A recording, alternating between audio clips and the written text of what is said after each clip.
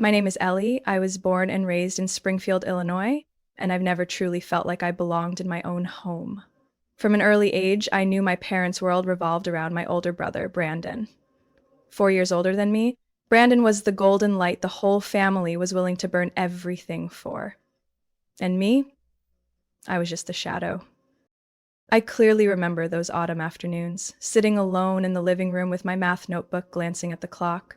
My parents would rush out to take Brandon to guitar lessons, then head straight to his vocal practice.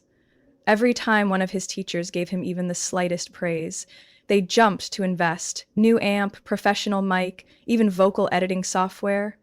My son has the voice of an angel, Mom would tell the neighbors, her eyes glowing with pride, like she was raising a future national star. And what about me?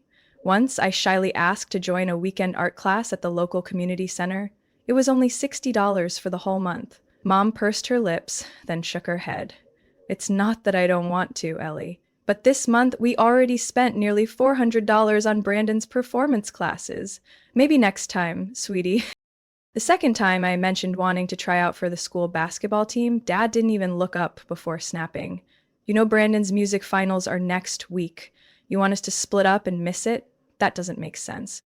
When I turned 14 and Brandon was heading into his senior year of high school, the favoritism became undeniable. During dinner one evening, Mom announced, "We've decided to send Brandon to Wilburn School of Music. We've been saving up for almost 2 years now."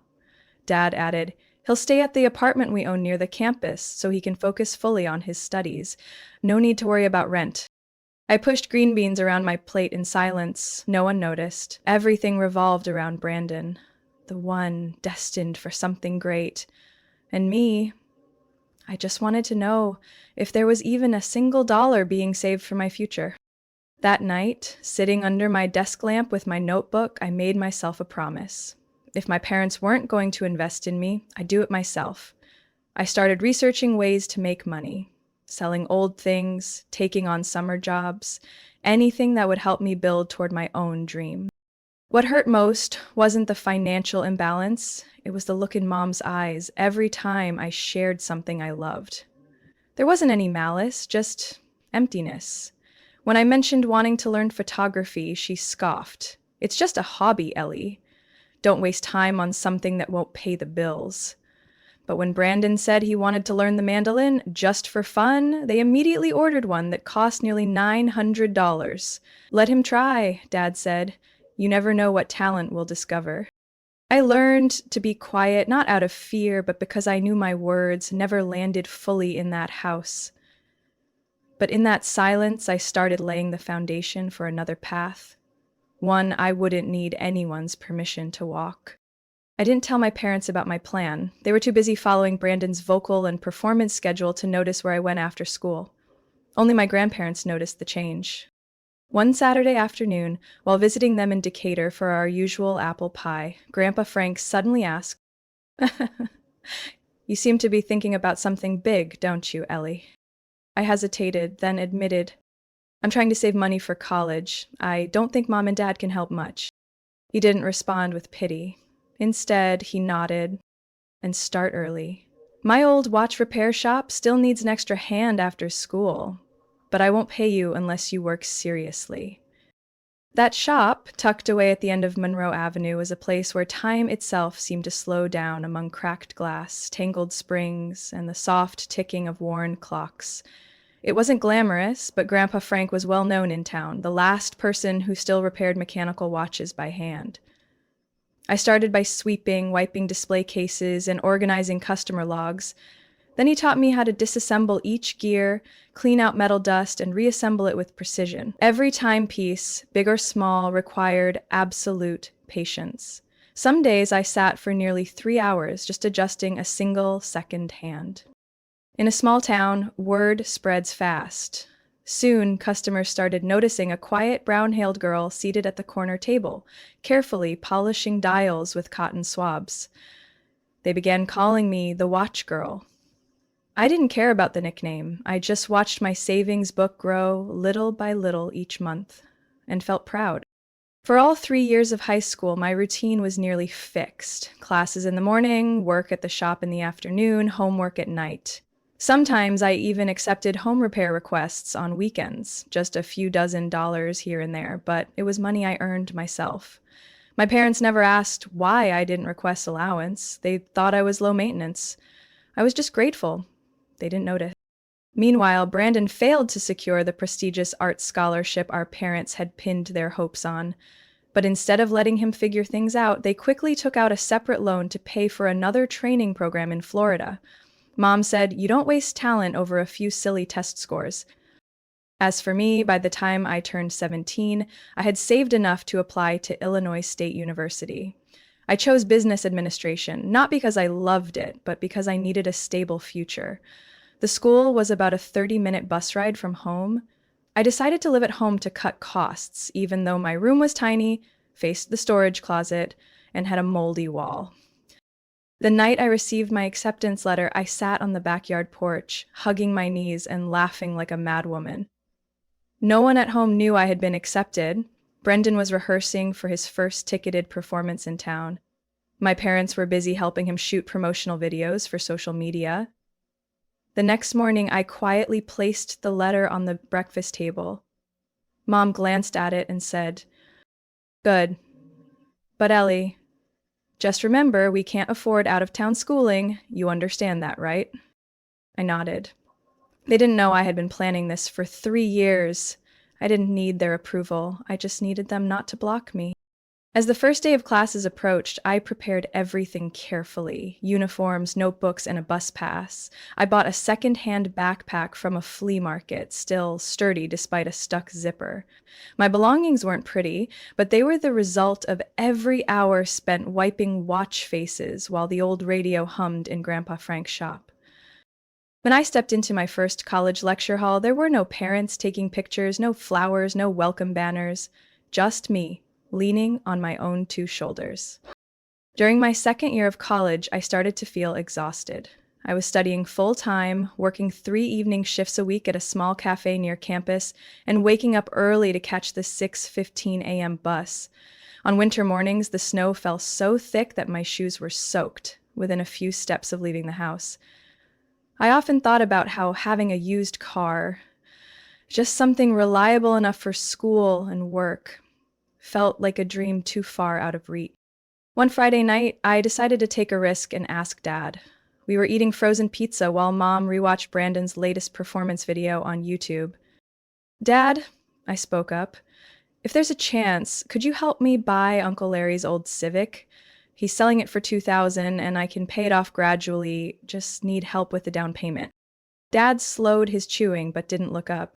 "You think this house prints money? Brandon's about to go on tour with his new band. There are a lot of things we need to sponsor. And you don't really need a car, do you? The bus is running all over town."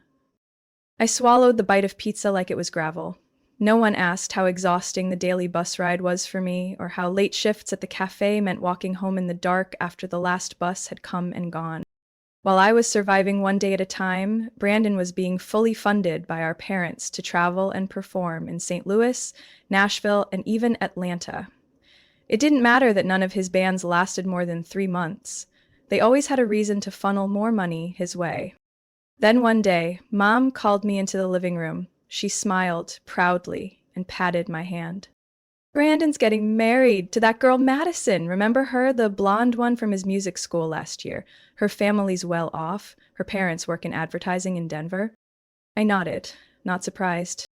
"And of course," she continued, "the wedding will be held at Green Valley Resort this spring. We just placed the deposit for the outdoor venue. There'll be a live band, international buffet, and even fireworks." I stayed silent. I knew if I asked, "Where's the money coming from?" the answer would be, "We're investing in the future." I just didn't understand why that future never seemed to include me. A week later, I received an email from Madison. It was an official invitation to be a bridesmaid, with a link to a custom wedding attire site. The ivory dress she chose cost nearly $300, not including shoes, jewelry, or mandatory makeup services. I replied, offering to wear a similar dress I already owned, but no one responded. A week after that, my mom called me, her voice edged with disapproval. You can't just do everything your way, Ellie. This is your brother's big day. We're all making an effort. You should too. So I withdrew the last bit of my savings, what was left after tuition and textbooks, to buy a dress I would wear only once, then fold up and stash in the back of my closet as a quiet reminder that I was always a supporting character in my own family's story. On the wedding day, I stood silently beneath the birch trees, swaying in the spring breeze, watching Brandon and Madison exchange vows. Mom wept openly. Dad popped champagne and clinked glasses with guests, with a pride I had never seen him show for any of my accomplishments. After the reception, while I helped the catering staff pack up equipment, Mom walked over and patted my shoulder. Thank you for being so helpful today. Oh, and make sure to send us the dress receipt. We'll review the budget later. Maybe reimburse part of it? I didn't answer, because I knew there would be no part. That night, I went back to my tiny room, unclipped the wedding pin from my hair, placed it on the table, and opened my laptop. I began drafting a cover letter for a summer internship at a marketing firm near Chicago. If I wanted to get out of this cycle, I had to open the door myself. About a month after the wedding, during dinner, Mom casually mentioned that the one-bedroom apartment behind Aunt Kelly's nail salon, the one Brandon used while he was studying music, was now vacant. The place was in downtown Urbana, just a 15-minute walk from campus. It wasn't fancy, but it had a private kitchen, a window facing a small park, and most importantly, no more squeezing onto 3 different buses every day. I waited for the right moment when Dad was flipping through the utility bill and asked quietly, Mom, Dad, since Brandon's apartment is empty now, could I move in just to make school more manageable? Mom frowned. Dad paused for a few seconds, then asked, "You mean you want to live there for free?" I hesitated. Not for free. But Brandon stayed there for 3 years without paying anything. Dad set his pen down and looked at me with a harder stare. That was back when the family wasn't drowning in wedding debt. Brandon may have moved out, but the loan didn't. If you want to live there, you'll need to pay rent. Not much, just $800 a month. Oh! $800. Nearly half of my monthly income from the cafe job. But I nodded. If it meant saving nearly 2 hours of commuting every day, it was worth it. That weekend, I moved into the apartment Brandon once called his. The room still had bright, mismatched wallpaper remnants, a round mirror chipped at the corner, and a small burn mark on the wooden desk, probably from a scented candle Madison forgot to blow out. It took me 3 days to scrub the cheap perfume smell out of the curtains, but I didn't complain. At least this time I had a space of my own. On my first night there, I laid out a clean bed sheet on the single bed, sat down, and looked out the window. For the first time in years, I heard my own silence. No guitar sounds, no mom yelling to turn that desk lamp down, no dad muttering headlines from the news. The new life wasn't easy, but it gave me what I needed most: distance. I could wake up 20 minutes later every morning. After work, I could head straight home without watching the clock in fear of missing the last bus. I finally had more time to study and to breathe. But the cost was clear. I didn't eat out. Every meal was a cold sandwich or cheap pasta. The fanciest thing I bought all week was a bag of ground coffee to brew at home instead of the $4 lattes at the cafe. Every time Mom called, it was to remind me about rent. "Ellie, don't forget to transfer the money on time. We're short on everything. Your dad's stressed with the loan interest going up." I always answered with a simple, "Okay," and hung up, wondering if Brandon ever got calls like that. I used to think favoritism was accidental, just human emotion hard to control. But when I saw the rent bill arrive in my name, at the address labeled Brandon's old apartment where he lived rent-free, I knew one thing for certain. In my parents' world, fairness was a concept reserved for outsiders. In this house, some children were born burdens. Others, like me, were born as revenue streams. Still, I didn't quit. I clocked in at work on time, studied hard, and took on freelance translation gigs for a law firm on weekends. I lived with the bare minimum and felt proud that I got this far without holding out my hand to anyone. I graduated in May, right as the early summer rain poured down on Urbana like a storm releasing all its rage. The commencement was brief. No fireworks, no wine reception like Brandon's wedding, just a quiet lunch at a modest diner with my grandparents and a classmate. Mom didn't come. She said she was watching Aunt Kelly's nail salon because the main girl caught a cold that day. Dad texted me after the ceremony, "Congrats, kiddo." 3 weeks later, I landed a job at a logistics company in Champaign, a market analysis assistant role. The starting salary wasn't bad, $48,000 a year, with health insurance, paid time off, and a stable work schedule. I kept that to myself. I only told my parents. I'm on trial at a small office near campus. I continued transferring $800 in rent every month without fail. The old apartment still served as my home, even though I hadn't felt like it was mine since the first time I heard baby Tyler's cries echoing through the hallway. Brandon and Madison came back suddenly, following what Mom described as a minor hiccup with the performance contract. They had nowhere to go, so they would temporarily stay in the apartment I was paying for. I wasn't asked, I was informed. On a Friday night, one day before they arrived, they entered as if the place had always belonged to them. Brandon didn't say hi. Madison looked around and said, "Wow, Ellie's still here?" Like I was a neighborhood cat that hadn't gotten the hint. Tyler, whom I had never met, was placed in the middle of the living room, right where I usually rested after long shifts. 2 weeks later, Mom called me in a strangely sweet voice. "Ellie, your father and I reviewed the household expenses. With utilities and supplies going up, we need to increase your rent from $800 to $1,600, okay?" I froze. "What did you just say?" "1,600. But don't worry, everything else stays the same. It's just that there are more people now. You understand, right?" I held the phone, my hand trembling. "I'm sleeping on the couch in the very apartment I'm paying for. They've taken my bedroom. They're not contributing anything. I've already paid more than enough." Mom cut me off. "Billy, this is a tough time. You have a job now. You can help your family a little, can't you?" I didn't answer, because if I opened my mouth, I'd scream. I transferred the $1,600 on time again, but this time I started documenting everything. How much the bills rose, who used the utilities, who consumed the food I bought, who used the Wi-Fi I paid for. I took photos of new stains on the carpet, unfamiliar shoe prints on the wall, spilled milk on the armchair. Like I was building evidence for a future lawsuit. At work, I was promoted to senior analyst after just 6 months. I told no one. No social media updates. I didn't even mention it to Mom. I knew the second they sensed I was doing well, they'd find a way to restructure the support. One evening, I came home late to find Madison using my hairdryer, standing in front of my mirror, while Brandon sat cross-legged on my desk, ranting on a video call about how living at Ellie's place is so stifling. I opened the fridge. My homemade meal from the night before was gone. The empty container sat in the sink, greasy and ignored. I walked straight into the bathroom, shut the door. Hot water poured over my head, but it couldn't wash away the tight knot in my chest. That night, I opened my laptop. I wasn't job hunting.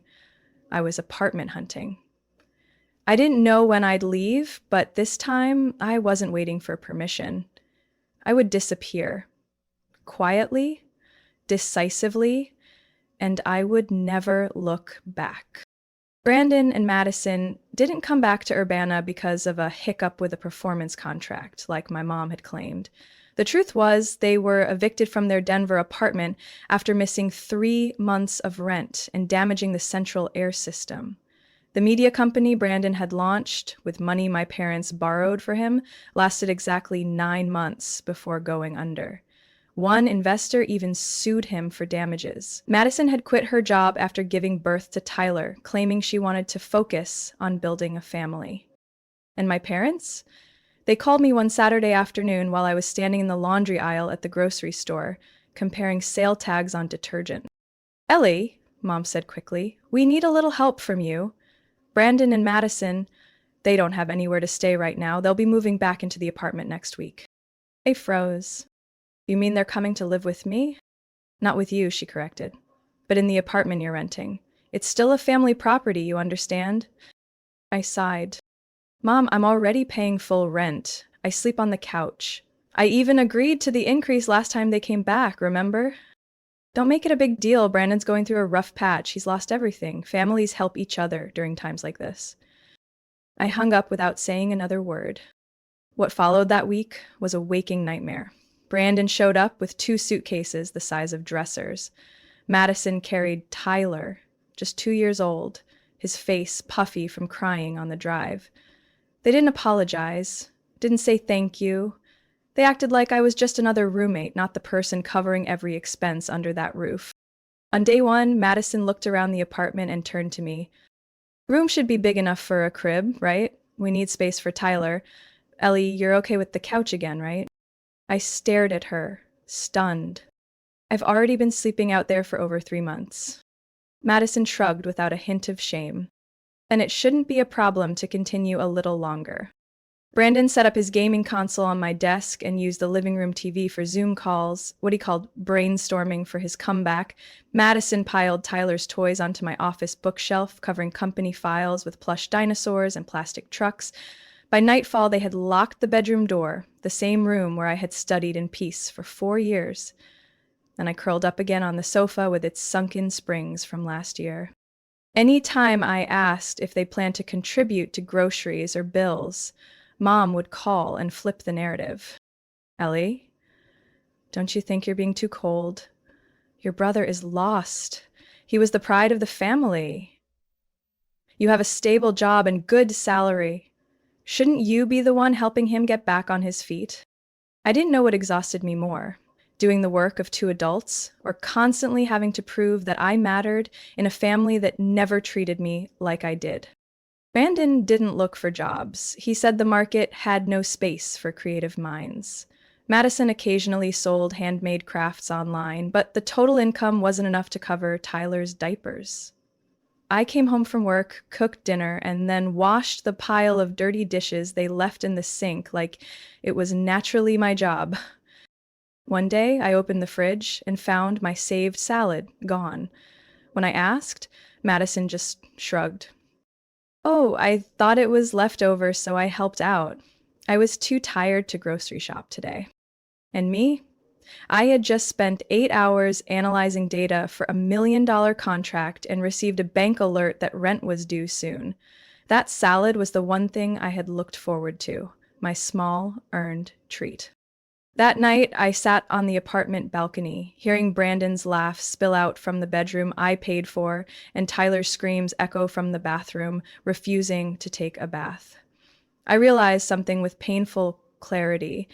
If I didn't act soon, these people would keep consuming my life piece by piece without ever once thinking I had boundaries worth respecting. I used to believe the favoritism in my family was just instinct, an emotional imbalance no one could control. But that belief shattered one September evening when I came home from a long workday and stepped into an apartment that smelled like dirty diapers and leftover stew someone had forgotten on the stove. Brandon was sprawled on the couch, legs up on my coffee table, sipping a cold soda from the fridge I had bought. Madison was on a loud video call with a friend, speaking so loudly that I had to take out my earbuds, even though music was still playing. Tyler was screaming in the bathroom, refusing to change clothes, and me? As always, I was just the shadow, drifting through their lives. I opened my email to check my bank statement, a habit that helped me track every penny. But what made me freeze wasn't the electricity bill spiking again. It was a new message from the family business's accountant. Dear Ellie, confirming the transfer of $800 each month from your rent account to the temporary support account for Brandon and Madison, as requested by your mother since July. I read it 3 times. I wasn't dreaming. I didn't mishear or imagine it. Half the rent I broke my back to pay each month, money I believed went toward the apartment I lived in, was being redirected straight to Brandon and Madison. A transaction approved by my mother. No warning, no permission, not even a thank you. I collapsed onto the chair, stunned. Every little suspicion I'd brushed aside over the past few months snapped into place, forming one chillingly clear picture. This wasn't favoritism anymore. This was a plan, a script, written in advance, in which I played the supporting role expected to fund the lives of those who contributed nothing. I stayed silent, for now. I didn't want confrontation without proof, and I knew exactly where to get it. A week later, I casually asked Mom if she could send me recent bank statements. I told her I needed them for a car loan application. She didn't suspect a thing and promptly forwarded me a PDF with all transaction records from the past 3 months. Just as I'd guessed, money flowing from my account to Brandon's with clockwork precision. The transfers were even labeled emergency financial assistance, family internal. That night, I pretended to go to bed early, but when the clock struck 10, I quietly stepped out into the hallway and overheard Brandon whispering to Madison in the kitchen. The rent money's sorted. Mom promised to keep it coming every month. Ellie has no clue. Madison giggled. This is perfect. Free housing and extra spending cash. After all the stress we've been through, we deserve a break. I went back to the sofa, heart pounding so hard I could feel it in my throat. For the first time in my life, I knew exactly what it meant to be betrayed. Not by strangers, but by people who shared my blood. I opened the Notes app on my phone and typed just one sentence. They don't love me, they only use me.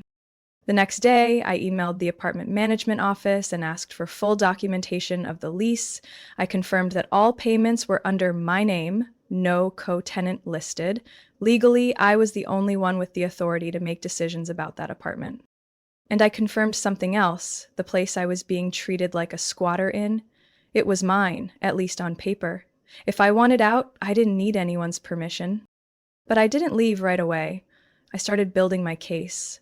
I saved every piece of evidence, the email from my mom, the audio of Brandon's whispering, the transaction logs. I set a new password on my laptop, backed up everything on an external drive, and changed all my banking credentials.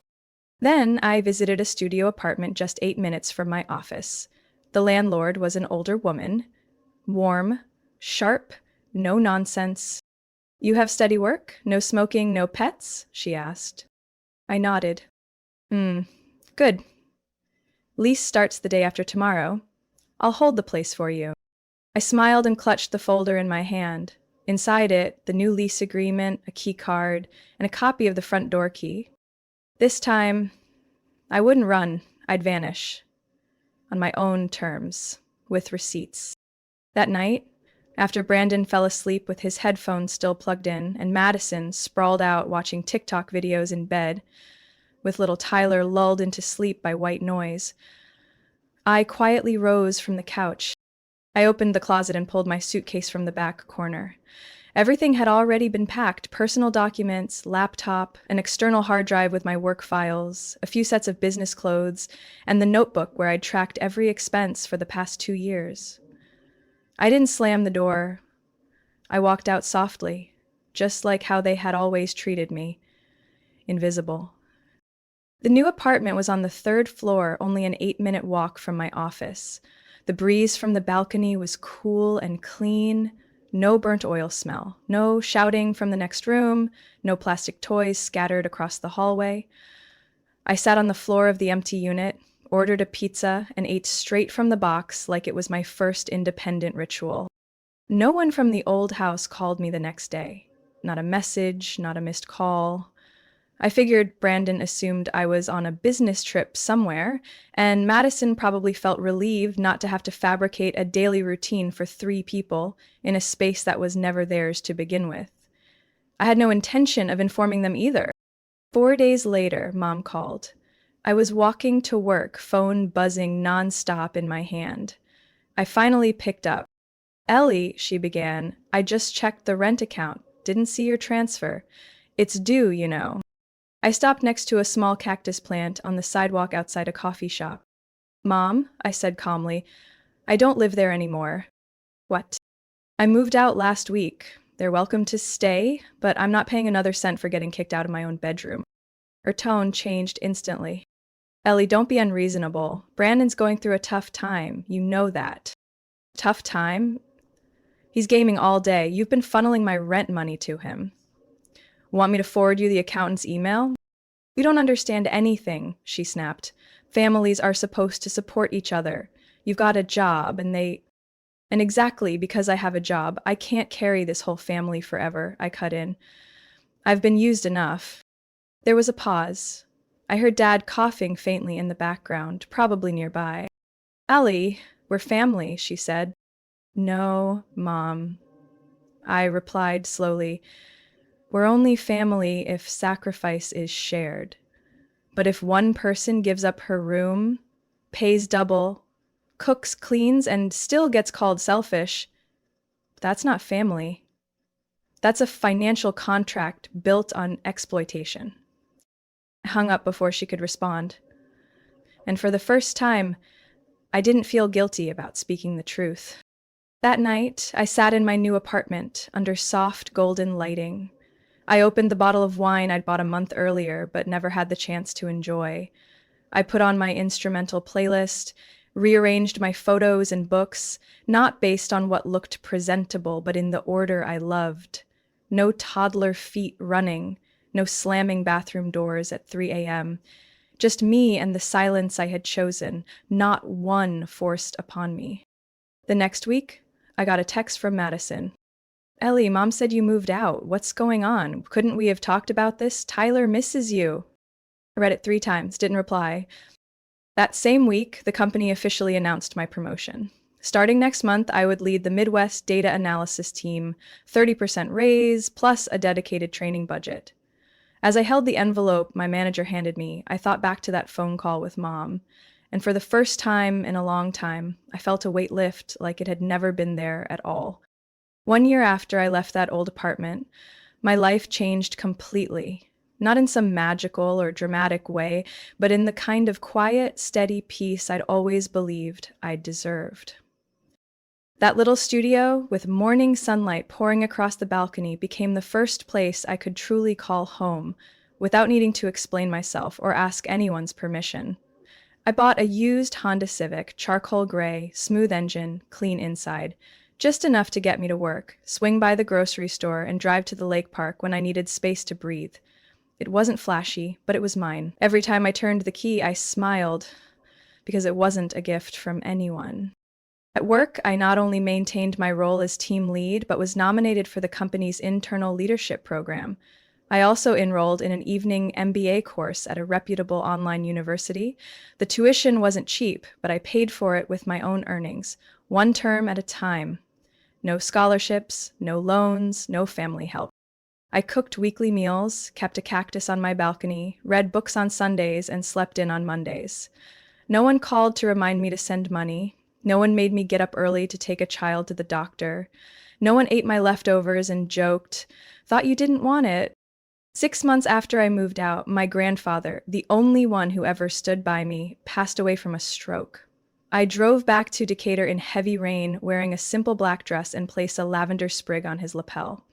At the funeral, my mom tried to make small talk a few times. I nodded politely, didn't say much. Brandon didn't come. He was too overwhelmed by financial stress. According to Grandma, Brandon and Madison still hadn't paid a single month of rent, despite living in that apartment for nearly a year. My parents were covering their bills now, while Tyler was about to start preschool without health insurance.